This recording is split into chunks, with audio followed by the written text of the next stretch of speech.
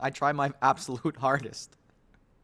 But if anyone else asked, I wrote this lecture 10 minutes beforehand, and just giving it off the cuff. I've been thinking about this for like at least a few months now. Because like I had to think about, like, there was the whole breadth of computer algebra, and we had to figure out what to get you guys to do that would be possible and interesting, and it was tough.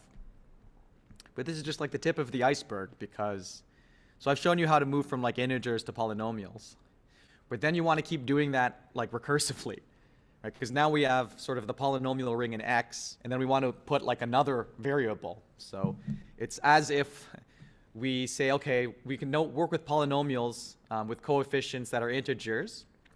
Now let's work with polynomials in Y whose coefficients are polynomials in X. Right, so this is the mechanism by which we're able to extend everything we did to like multivariate polynomials. And this is sort of why Galois theory is so important here. I don't know if you know the term extension field, stuff like that. That's what they keep doing. Right, you can just keep appending to a field. Okay, where were we? We did this, we did this. Okay, so maybe I'll just like start from here. So just to recap last lecture, what did we do? So I gave you guys a crash course in number theory.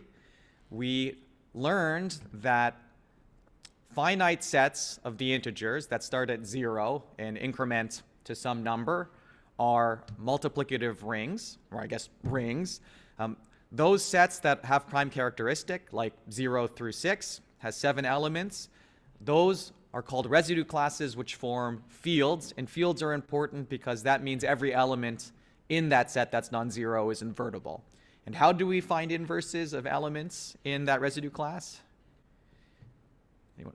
Extended Euclidean algorithm, right? The sort of essentially the GCD algorithm is giving us a lot of utility, right, in this space. As I said sort of last week, that the GCD operator is like extremely important. So we finished last night's lecture talking about how we're going to simplify the problem of factoring into something more manageable that's still ultimately going to solve the problem at hand. So I defined this property called the content, that is the GCD of all of the coefficients of a polynomial, and I defined the primitive part of a polynomial. That is to say, we're forgetting about scalar factors. I don't care to distinguish f from c times f.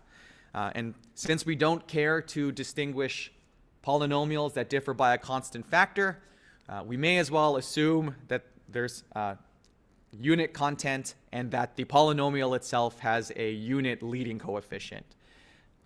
Assuming we're working with polynomials of unit leading coefficient helps us standardize the way we talk about polynomials, because we're talking about these equivalence classes and the need for a canonical representative of that equivalence class. So if we have a irreducible polynomial like x minus 1, there's going to be an infinite amount of polynomials equivalent to it. So 2x minus 2, 3x minus 3, 7x minus 7, and so on. Okay, so that was the first part. So we're now assuming we're working with polynomials with no content, or unit content, and no leading coefficients. The second thing I said was that we're actually not interested in calculating the powers of the irreducible components of these polynomials, because those are like trivially recoverable just by doing, ask how many times can x minus 1 divide the thing I'm trying to factor, and you'll trivially reproduce the degree. So the question comes now, well, given a polynomial in non-factored form, how do I remove all of those degrees? Well, I gave you these nice two lemmas. Did anyone manage to prove any of them? I don't suppose anyone left the course last night and stayed up all night trying to work this out, but it's definitely within your capabilities to prove these two lemmas. Like, I don't think you need much more beyond just sort of standard calculus.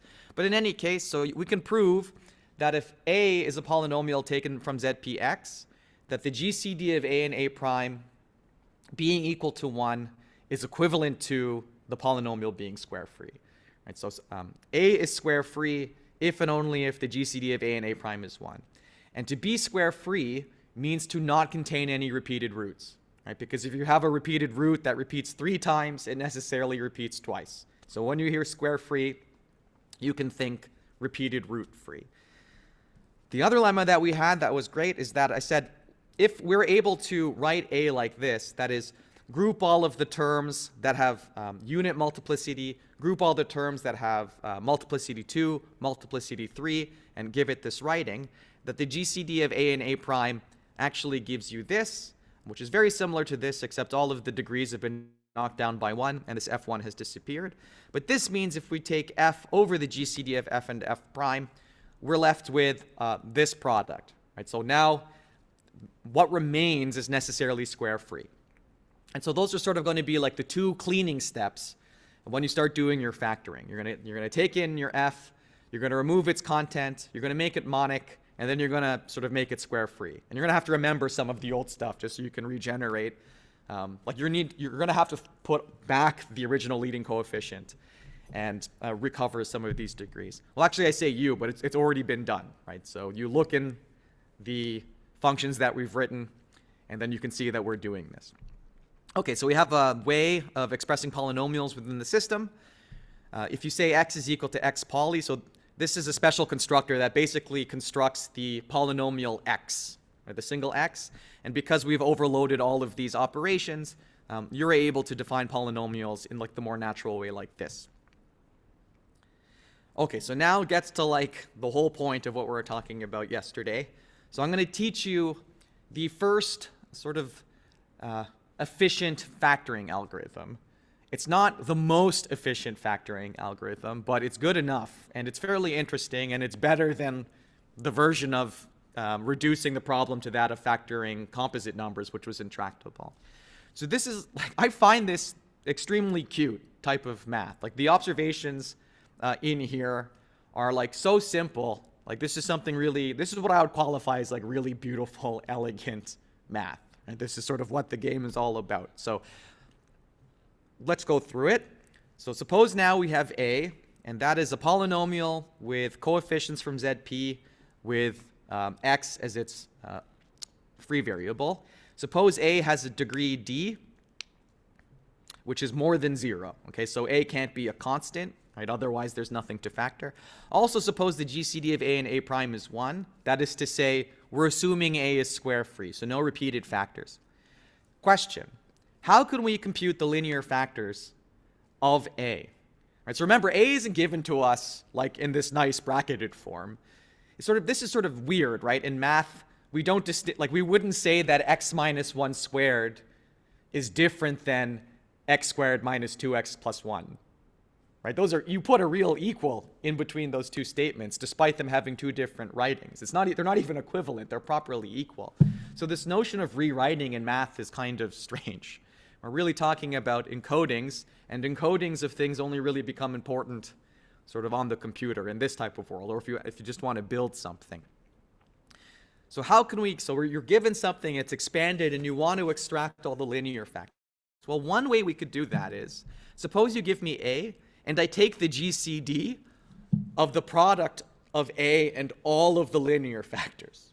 Right? Suppose we're working mod 7, then there's going to be 7 possible linear roots, right? X minus 0, x minus 1, x plus 1, all the way to x minus 6.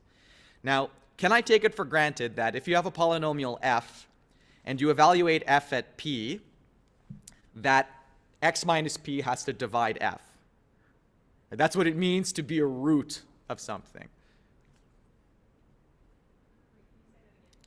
Okay, so if I have f and I have, I shouldn't use p because we think prime. So I have f and q. Q is an integer, and I evaluate f at q, and I get 0. Can we take it for granted that x minus q has to be a factor of f?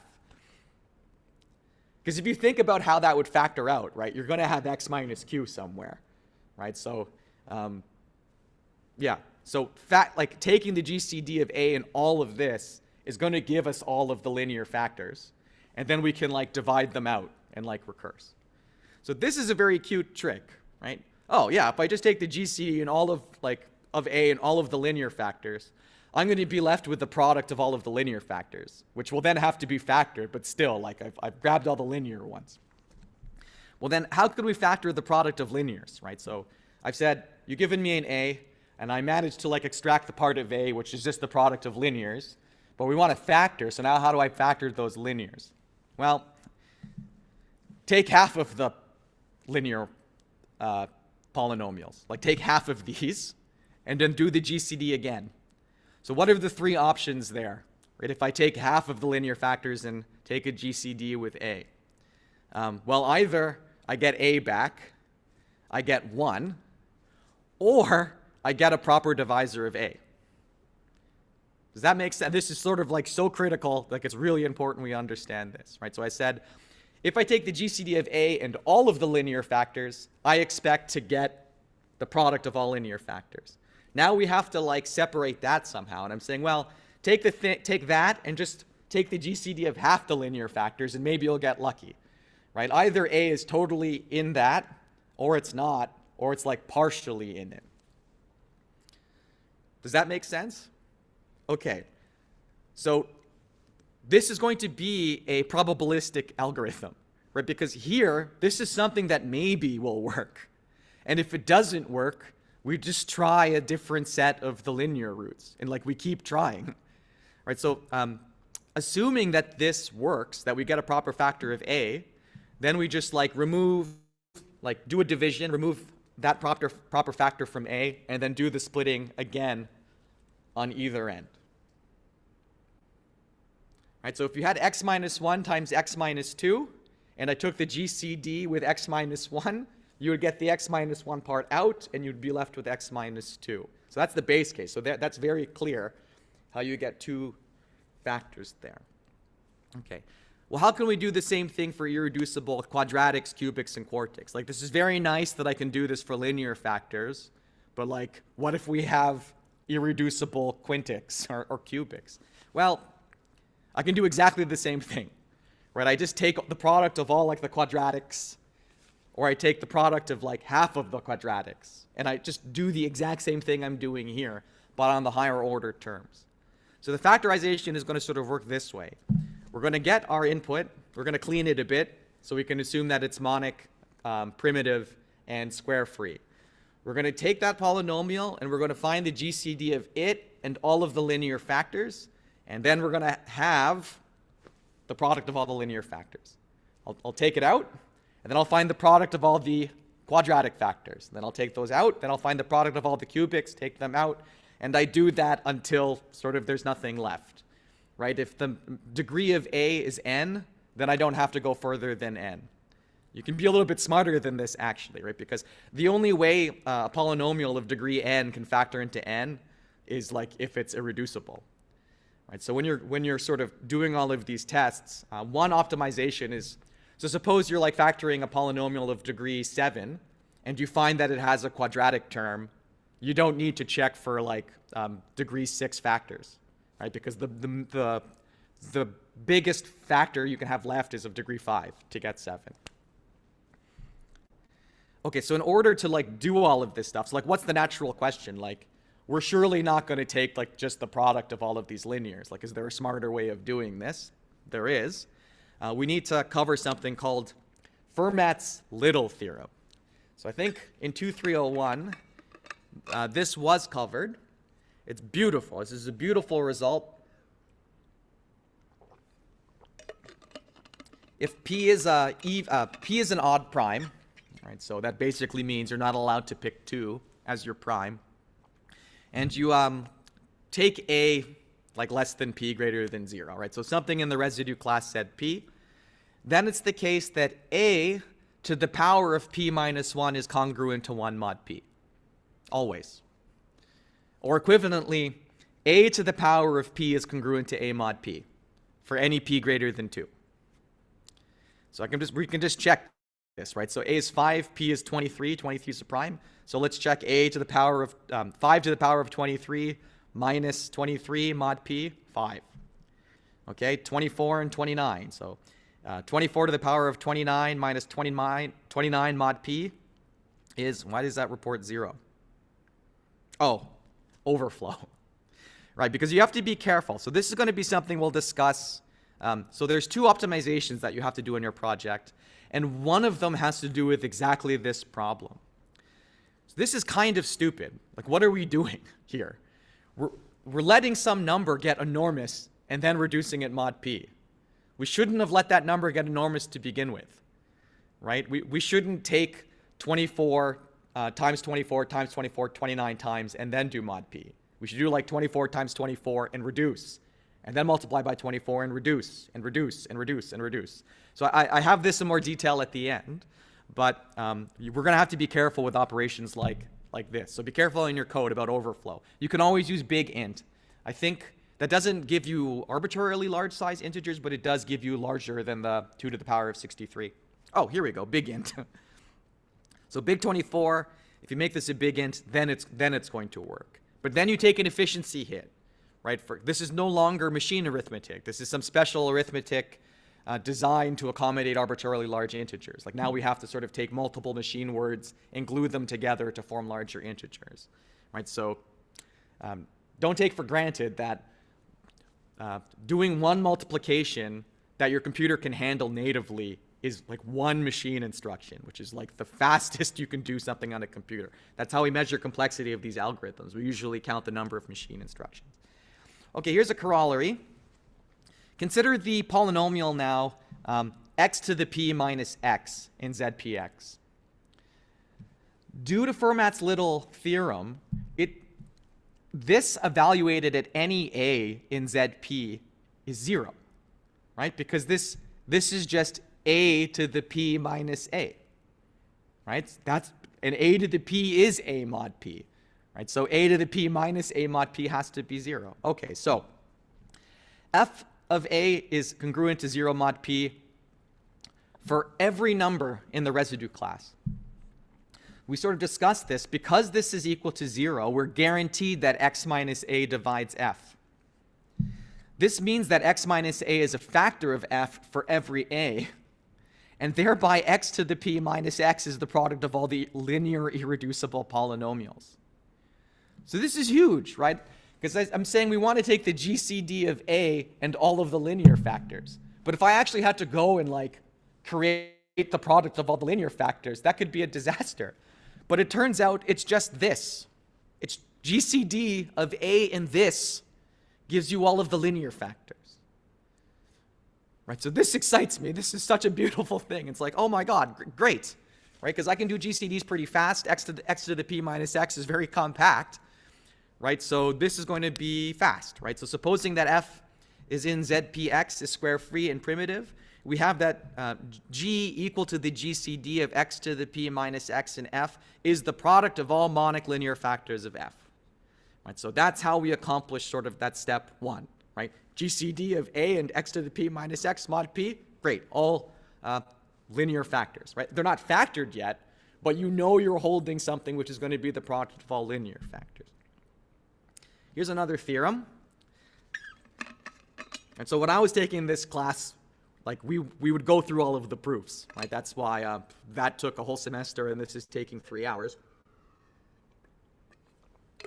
But in ZPX, x to the p to the k minus x mod p is the product of all monic irreducible polynomials in ZPX of degree d divides k. It's a little bit tricky, but we'll just go through it. So if I make k 1, this means that means that this thing here, I think this is called the cyclotonic polynomial, is going to be the product of all irreducible polynomials of degree d that divides 1. Okay, but that's just the linear ones. Okay, so if we presume then we like remove all the linear factors, the GCD of a divided by g1 and x to the p squared minus x are going to contain all the irreducible factors that divide 2. So that was 2 and 1, but all the 1s are out already. Right? So this is just going to give you a product of all of the irreducible quadratics of that function. If we go to 3, it's the same thing, right? So I've removed the quadratic ones, I've removed the linear ones. So this is saying this GCD is going to contain all irreducible factors, d that divides 3. So that's 1 and 3, but 1 is gone, so we're going to be left with 3. Once you start going up higher, it gets a little bit more tricky, right? Because 4, 1 divides it, and 2 divides it, and 4 divides it. But as long as you keep removing what you found before, it doesn't matter, right? Because once we get to G4, we're assured that like all the cubics, quadratics, and linear terms have been removed already, right? So when I do G4, I'm properly only going to get all of the quartic factors coming out of that. Okay, so notice we now have an algorithm for decomposing a polynomial into groups of products of irreducible polynomials of the same degree. Right, so that is, you give me f, I clean it, and then I give it to this distinct degree factorization, which is basically doing this, but like in an algorithm.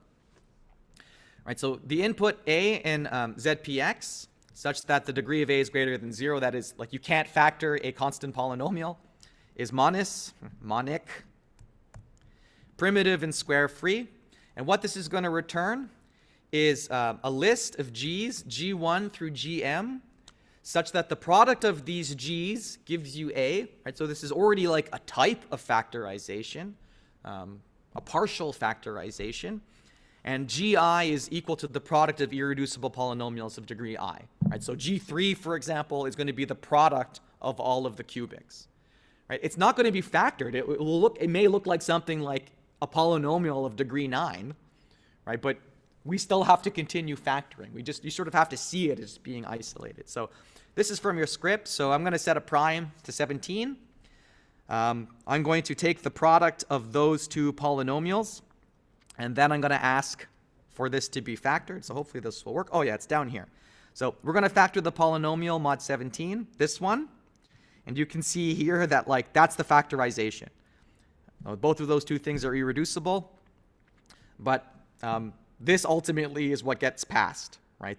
Their product. But this is good for testing, right? You start with something that you factored, expand it, and then try to factor it, just to ensure that you get back what you put in.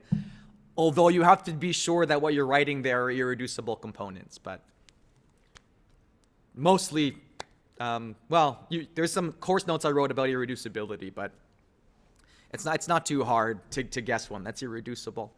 So if you give this to the algorithm called DD factor that you'll find in your Julia sheet, this is going to do the following. It's going to return these elements. So what does it say? It says this is G1. So this is the product of all of the linear terms, right? And so there's only one of them, x1. So 16x1 plus 9x. That really should be standardized. That's not too big of a deal. The other factor, this is saying that there is this correct? 3, 4? Oh, yes. I'm losing my mind. Yeah, so this is the product of all of the linear factors. And this is the product of all of the quadratic factors. Right, so actually this reduces more. So there should be 2 quadratics in here and 1 linear. That makes sense, right? So 4 like this times this is going to give you something of degree 5. But this is a good example, right? This is the product of all of the quadratic irreducibles, but we still have to split that. And there's no terms of degree 3, there's no terms of degree 4, and there's no terms of degree 5. We didn't even have to go here after discovering this, or that could be one optimization. Okay. So now let's focus upon splitting one of these like group factors, right? So I say, here you go. Here is a product of irreducible quadratics. Split it, please, right? So that's what the input's going to be. We're going to say, okay, give me a polynomial and then give me a degree. And the degree is telling me like what the polynomial itself is a product of irreducibles of. So now we're going to have to do this thing where I'm going to take half of the roots and sort of try and get lucky, right, by capturing a proper factor of the thing that I'm trying to factor. So let's just remind ourselves that we know how to factor differences of squares, right? X squared minus 1 is x plus 1, x minus 1. Maybe it was more appropriate to say a squared minus b squared is a plus b, a minus b. Now, remember that the only prime that I've restricted you from using is 2. And the reason I've done that is because I want to be able to say p minus 1 is even. And if p minus 1 is even, what is this? Pardon me? it's a difference of squares, right? If p minus 1 is even, it's a difference of squares, because you can write that as like x to the p minus 1 half squared minus 1. So this is a difference of squares, this factor, and what has happened? Oh yeah, I can't click. No, I'm lost. Here. Right, so forgetting about this x, that's just the 0. We can factor this into these two factors, right? That's just a difference of squares. Okay, but I know that the left-hand side here is the product of all the linear factors. So the product of all the linear factors is equal to this. Let's just cancel out the x's. But what does this mean? This means that if I just select like one of these factors, that this actually is just going to contain half of them. Right, so this is the other cyclotonic polynomial that we're quite excited about, because it's the thing that we're going to take a GCD against to try to generate a proper factor. Right? Because again, we're just taking GCDs of things that with predictable factorization. Okay, so this means, so you've given me some polynomials. Suppose it's like a product of quadratics. I say take the GCD of G and this special cyclotonic, although this one's only going to work for linears. Okay, so let me repeat myself. You've given me a polynomial which is a product of linears called G. I do this GCD, and I either get 1, G, or a proper divisor of G. If I get 1 or G, we're going to randomly permute the roots around. But if I get a proper divisor of G, I'm just going to remove that from G and then recurse, right? Keep splitting. Keep splitting until the thing I hand you is the degree I told you it was a product of. Right? So if I'm saying, like, here's a product of polynomials, they're all products of degree 2, and the thing I hand you is degree 2, well, that's factored already. So that's our base case, right? So this is always going to descend down. Okay, so how then, what do we do if we get unlucky, if we generate a unit or this G as our GCD? Well, you sort of just do like a linear shift on A. Right, so you just pick a random A in ZP, and then you just do this shift. So actually a better way of thinking about this is you just choose a random linear factor. So like this random linear factor is x minus 0. So we just choose a different linear random factor. This one's x plus a. And this just has the effect of like permuting roots around. So this, you guys familiar with the permutation notation? The sigma? Yeah? Geez, it seems like those who have taken Math 2301 are like at a huge advantage. But in any case, sigma is just something we use to designate like a permutation of elements. Right? So suppose we're working in Z7 and you mix it up a bit. There's going to be a sigma, like a permutation function for each of the permutations. So this is just saying, for one of those permutations, whatever 0 goes to. Right? The only thing that you have to sort of understand is that it's injective. Right? The permutation is like totally invertible. Right? So sigma naught and sigma k can't go to the same thing. Right? So this is just a permutation of all of the roots. Okay, in a similar way, right, so I showed you how to do it with linear factors. What about the rest of them now? Well, it's just an analogy to what I said. Right, so we have this. In the same way, we can take this and split it into two pieces because it's a difference of squares. Right, if p is a prime, if p is even, if p is odd, if p is odd, is p to the power of k odd?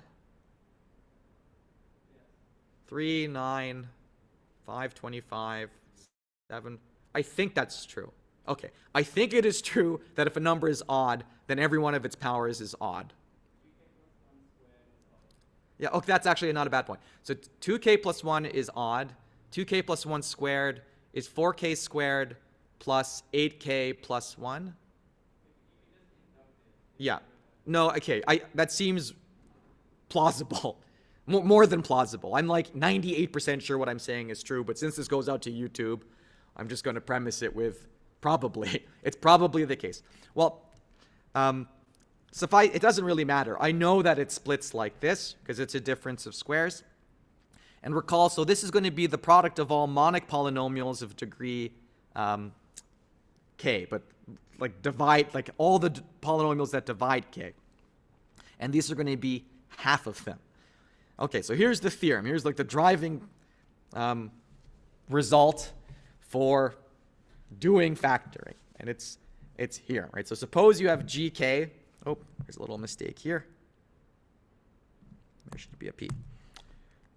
Okay, so suppose you have some gk that's a polynomial from zpx. And gk is a product of irreducible monic polynomials of degree k, right? Basically the output from the last algorithm we wrote, this, what did I call it? Distinct degree factor, dd factor. Then the probability that the GCD of gk and this, for w, a random monic irreducible, actually, I don't think you need it to be irreducible. I'm taking that away. Random monic polynomial of degree k. You don't know how to compute irreducible ones, so that would have been a problem. Okay, so suppose gk is this like what's been returned by our dd factor. The probability that the GCD and gk with a random monic polynomial of degree k to this power minus 1, the probability that it's not a unit or gk itself, like the probability that it's a proper factor of g is greater than 4/9. Right? So almost better, like you're almost flipping a coin in terms of like if you're going to get a degree factor or not. And that's pretty good, right? In terms of who's here taking probability. How long on average before this, right, I get something over, how can I even phrase that? Yeah, like on average, how many of these do you have to do to push the probability to like, I don't know, 80% or something like that? That's something that you could be asked in probability. Okay, so now this distinct degree split is just using that statement in order to do the remaining splits. Okay, so here the input is this. You give me A. It's a monic polynomial from ZP. And you also have to give me a D such that A is a product of G's that are of degree D. Oh, there's a weird line break here. In any case, you can just think of this as the return from DD factor. And it's not that hard, right? So if the degree of A is equal to D, there's nothing to factor. I'm saying, here's a product of cubics. It's a cubic. Can you factor this? Yes. You just hand it right back. Right? There's nothing to factor. If the degree of A is 0, if it's a constant, just forget about it. Skip it. Right? This is something that's going to help clean up the input. But there is no factorization of a constant, so this is sort of appropriate. Then you want to choose a random monic polynomial of degree D over P. That's not too hard. You just have to choose a handful of random integers in the residue class. Then you do this GCD, where this interior calculation is a disaster, which you have to fix. Then you get this G bar back, right, which is the thing we're going to ask, is this one G or a proper factor? And then we just recurse. We don't even have to do degree checks here because that's going to happen in the recursion. So this is not a complicated algorithm, really, except for this Monte Carlo step. So you should give it a go. Maybe work out like a handwritten example. And I can show you then that given, okay, so what's the thing down here? So here's the result from DD factor. I know that this thing here is the product of quadratics.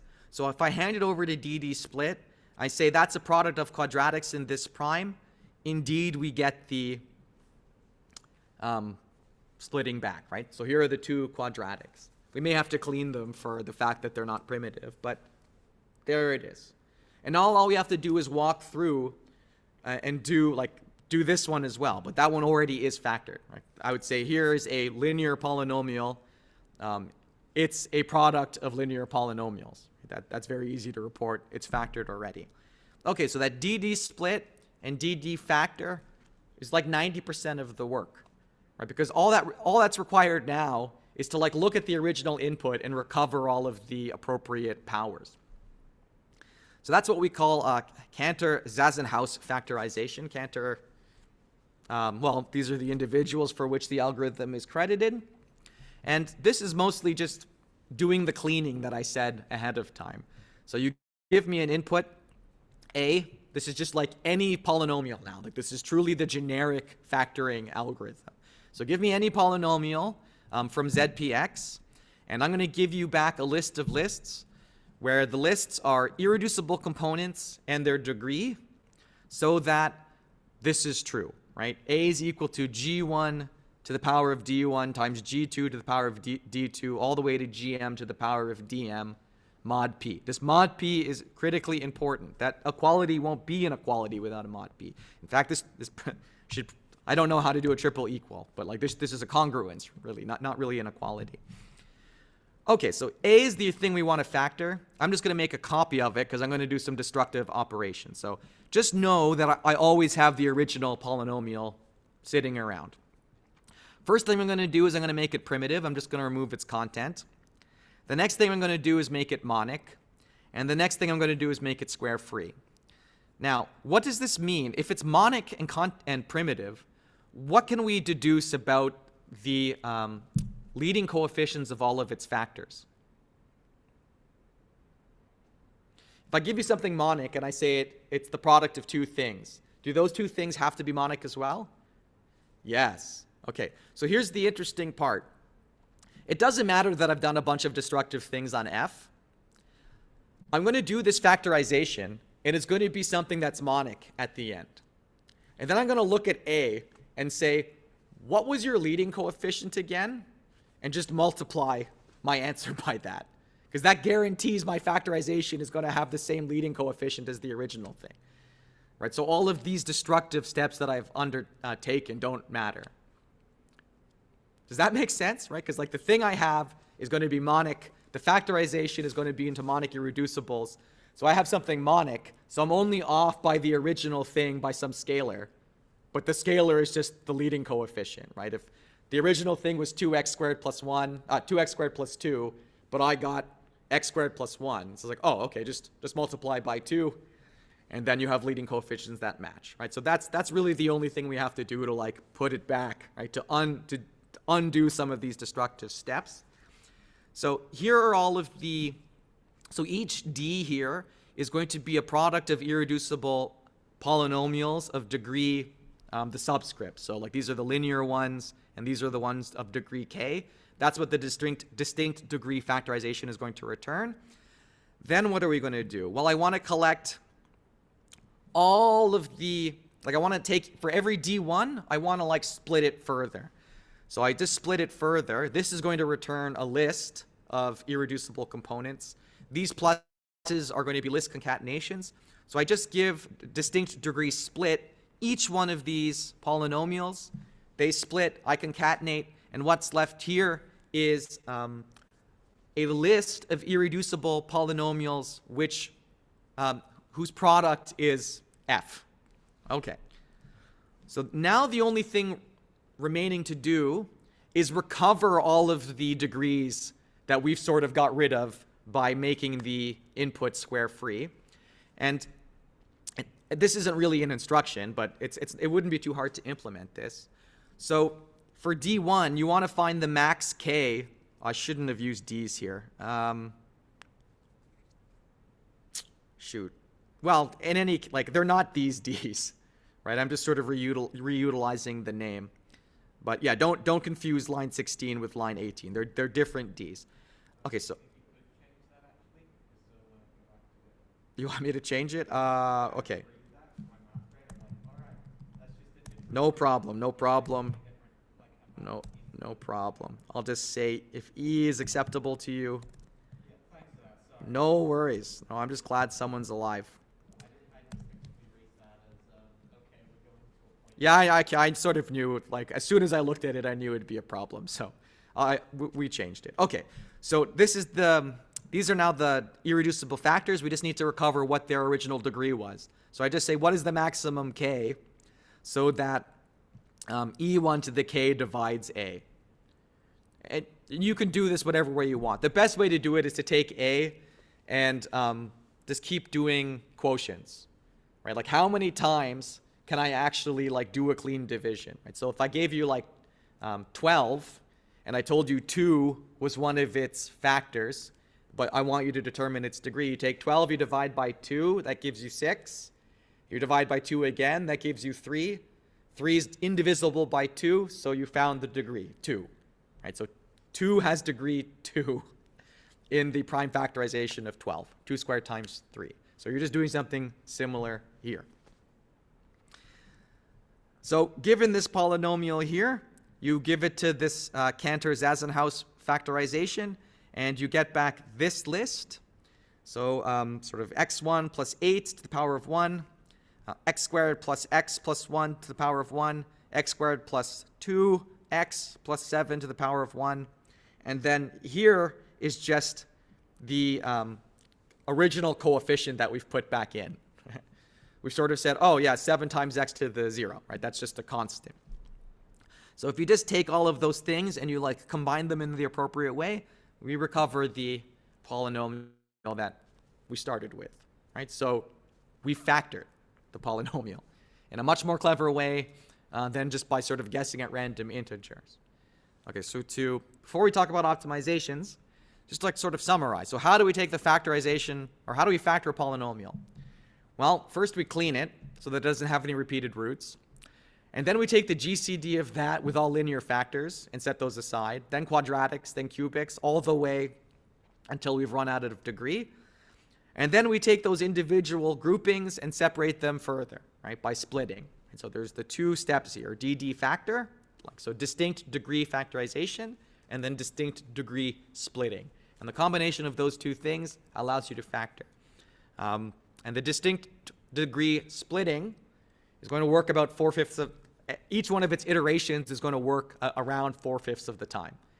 Right, so be extra careful when doing your project to like remember what seeds you're using, right? Debugging stuff with randomness gets kind of hectic, right? Unless you're using the same random integers over and over again. It's almost advisable just to like, whenever you generate a random monic polynomial, to just stream it out of, like write them all down in an array and just pop from the array or something. So it's like everything's happening in a very predictable manner.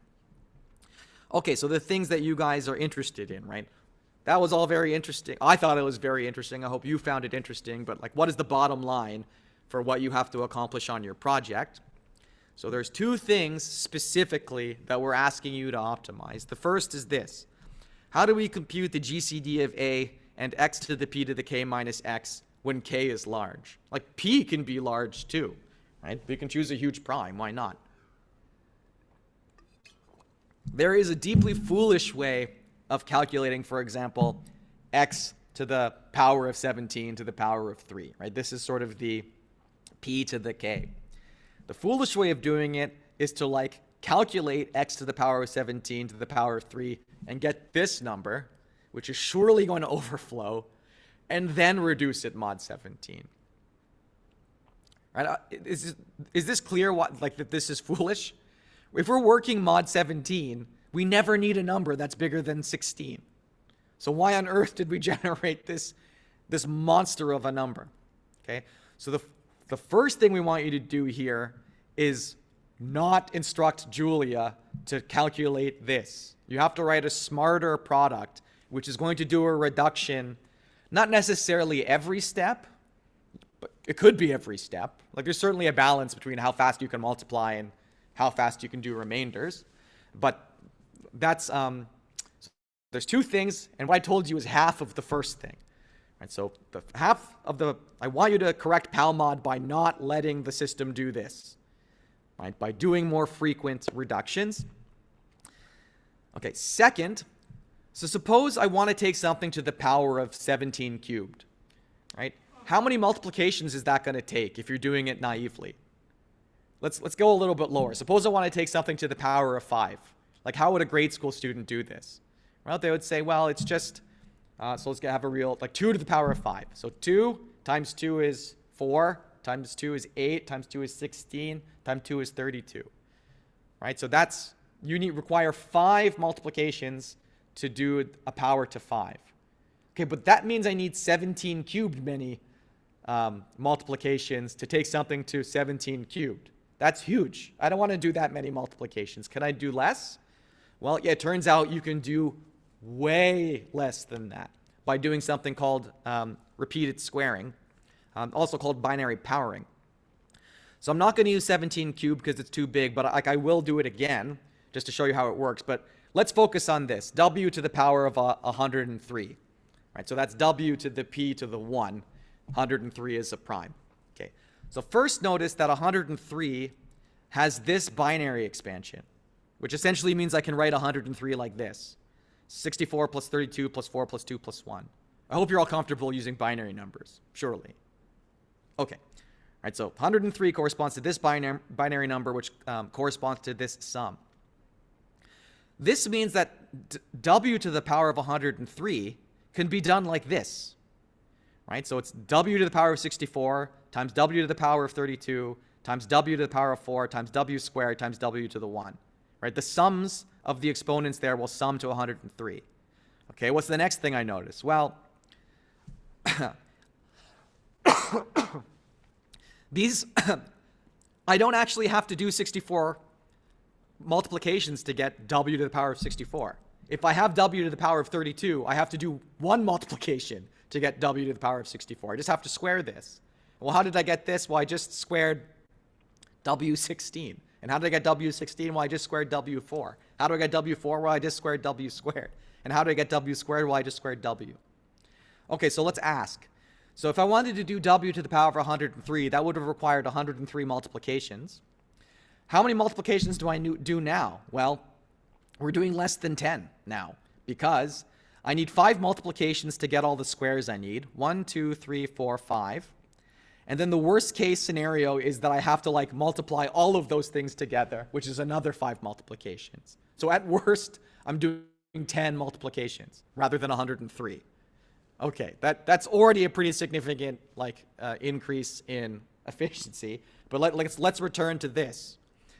Okay, so 17 cubed is this, right? 2 to the power of 12 plus 2 to the power of 9, 2 to the power of 8, and so on.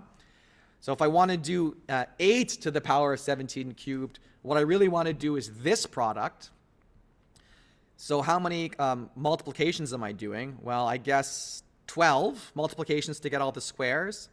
13, 14, 15, 16, 17. 17 multiplications to do this rather than 4,913 multiplications. Like a deeply crazy, significant reduction in computation. Right? So your factoring algorithms in Julia as they stand aren't going to work very well. You're going to get like a lot of overflow for one, because there's this step where you're taking something to an extraordinary large power without doing these intermediate reductions. So that will be quite satisfying. If you make this change, so I want you to implement a function called palmod, or whatever you want to call it, which takes x, m, and p, which computes xm mod p using repeated squaring. And at each square, do a reduction. Like you need to do both of those optimizations I told you for this to work. That's going to control the explosion of those powers and also reduce the number of multiplications that you have to do by like very significantly. Okay, this is the very last thing that we have to do. So that was optimization 1 broken into parts A and B. This is optimization 2. So yesterday I taught you about the Chinese remainder theorem, and this was a method that if I tell you, suppose we have a number and it's secret, and I tell you what that secret number's image is in a bunch of congruence classes, we actually have a method to reconstruct it. What I want you to do is use that to create a better multiplication algorithm. So this is how the multiplication algorithm is going to work. So instead of just doing the multiplication over zx, I want you to create a multiplication algorithm which is going to multiply in zpx. Right? This is different because you're going to be allowed, and you should be doing reductions in the multiplication. Your multiplication routine should never have to use a number greater than p. The current one does. So suppose I want to compute a times b. That ends up being this c over here. What you want to do is just pick a few primes and then find the product. Okay, so if I push this into Z5, So 3x minus 4 becomes 3x plus 1. 6x plus 5 becomes 1x plus 0.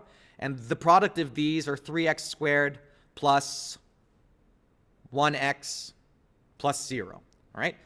So that's one product. If we do it mod 7, you get 3x plus 3 times 6x plus 5 is 4x squared plus 5x plus 1. And if P3 is 3, we have 0x squared, 0x plus 0x.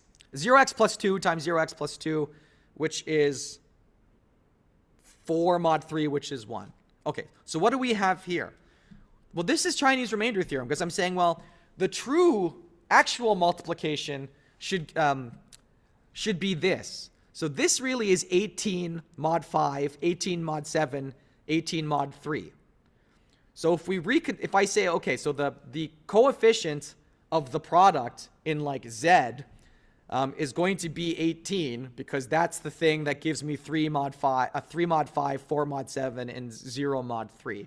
You can do the same thing for like the linear term and the same thing for the constant term, right? So you do 3 Chinese remainder theorems here to deduce these coefficients. Now, as you notice, these are all positive, whereas the original polynomial had negatives. So this is the symmetric mod that I was telling you about yesterday. So what you want to do is create a symmetric modulo, which basically says if you are greater than like half the modulus, then like let's make you a negative number. Instead of having the numbers 0 through 6, I want to have the numbers minus 3 to 3. Those are both groups of 7 numbers. I just have different representations. So 0 mod 7 is 0, 1 mod 7, 0 symmetric mod 7 is 0, 1 symmetric mod 7 is 1, 3 symmetric mod 7 is 3, but 4 symmetric mod 7 is minus 3, because like 4 is already beyond like the threshold of stuff that we want to work with. So another way of seeing how these negatives work is like this. What is 7 mod 7? 0. So I can add like zeros as many times as I want, right? So minus 3 plus 0 or minus 3 plus 7 is 4. Like that's how you convert between one and the other. Okay, so you want to create a CRT which actually produces an image in the symmetric mod, right? Just so we can recover the proper negative numbers. Now there's one last thing I have to tell you. How many primes do I have to use before I can stop, right? Before I know that the coefficients are the ones from Z and not the images? Well, all we need to ensure, so if we look at the statement of the Chinese remainder theorem that I put yesterday, I said you're finding images between 0 and m minus 1. You just have to make sure that the product will never have a coefficient that's larger than m minus 1. And because they're negatives, we have to double the range, right? It has to be somewhere between minus m plus 1 and m minus 1. So let me define this notation. It's called the height of a polynomial, and it's equal to the maximum absolute value of all of the coefficients. So the height of this polynomial is 5. Let me further denote pound a, hash a, as the number of non-zero terms of a. So for instance, hash 2x squared minus 5 is 2. And note this is like less than or equal to the degree of the polynomial, because this one has 0 terms. Then all you need is to choose as many primes so that, where is it? You need to choose as many primes so that you're greater than twice the height of C. But C is the product. We don't know that yet. But I can tell you that C, the height of C, is bounded by the height of A times the height of B times the minimum number of non-zero terms among A and B. And you can read through some of this. So I told you how many primes you have to use. So you're going to do polynomial multiplications mod P for a sufficient amount of primes. And then you're going to use Chinese remainder theorem on the coefficients to lift your solution into the integers. And that's going to give you a much faster multiplication algorithm. And you should see this pan out in your testing. Okay, so is there anything else that you would like to know? Because otherwise, I'll send you home. Okay. absorb this, digest it, and come to the practical tomorrow online. I'll be there, right, to answer any of your questions. This was tough material to learn in 3 hours, like very tough.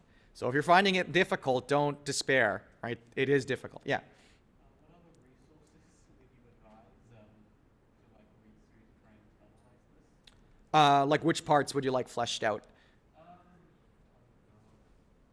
Overall, I guess it, but I'm not confident that I guess it, if that makes sense. I think then I'm your resource. Come talk with me. I think if I pointed you to the actual resources, like I simplified a bunch of, like they're going to go right into the, deep into the woods. That may be less helpful. I feel like that'll help me though, especially if is there will be a lot of proofs in there? Yeah, they'll primarily be proofs. Okay, so Keith Geddes, modern computer algebra by Jürgen Gerhard. Keith Geddes' book, I forget what it's called. Or if you email me, I can send you like the notes that these were based on. I haven't even tried the math, but I can see the proofs behind it. Yeah, no problem. But it's not for the exactly. Yeah. Anything I can do for you, chat. Thank you as well. You also made this very interesting. I tried my very hardest. Honestly, the most interesting part of the course so far. Oh well, you flatter me.